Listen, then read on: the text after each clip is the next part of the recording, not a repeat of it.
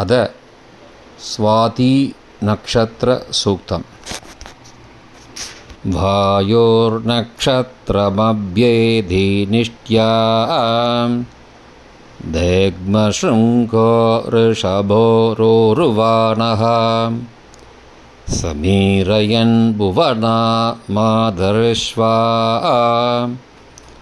अबद्वेषगुंसि नुतधामरादीः तन्नो वायुस्तदुनिष्ट्या शृणोतु तन्नक्षत्रं भूरिता अस्तु मह्यं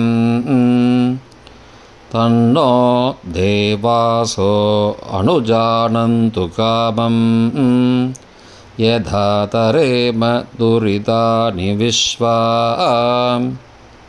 वायवे स्वाहा निष्ट्यायै स्वाहा कामचाराय स्वाहा विजित्यै स्वाहा स्वाती नक्षत्रदेवतायै वायवे नमः।